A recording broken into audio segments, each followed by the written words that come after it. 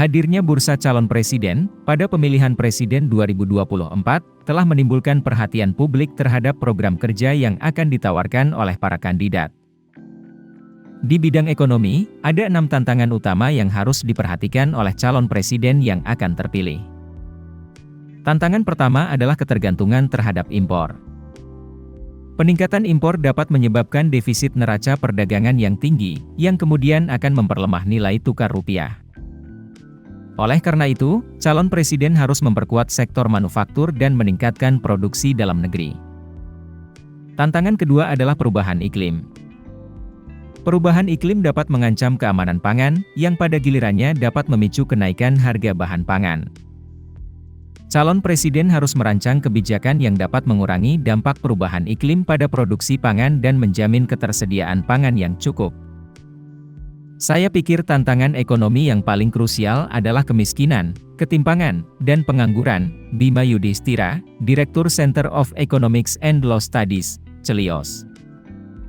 Tantangan ketiga adalah kesenjangan sosial dan ketimpangan ekonomi.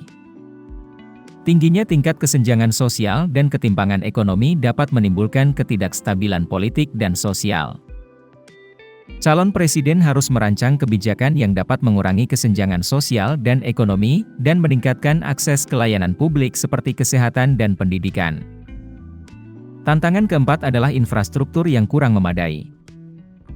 Kurangnya investasi di sektor infrastruktur dapat menghambat pertumbuhan ekonomi.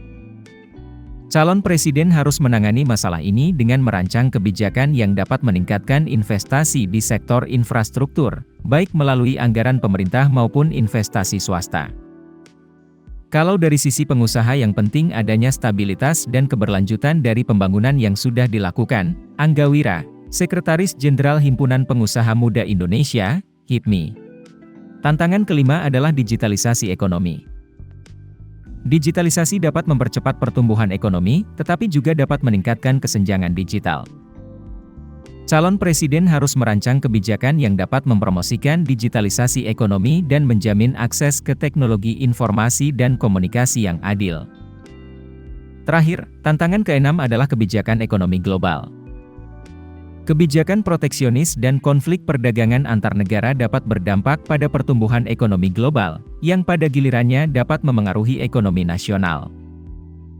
Calon presiden harus merancang kebijakan yang dapat menjaga hubungan baik dengan negara lain dan memastikan keberlangsungan perdagangan internasional yang sehat.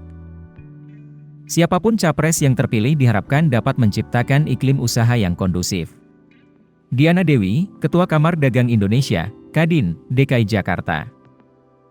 Dalam menghadapi tantangan-tantangan di bidang ekonomi ini, calon presiden harus memiliki pemahaman yang luas tentang ekonomi dan kemampuan untuk merancang kebijakan yang efektif. Dengan memperhatikan tantangan-tantangan tersebut, calon presiden yang terpilih dapat membawa pertumbuhan ekonomi yang berkelanjutan dan meningkatkan kesejahteraan rakyat.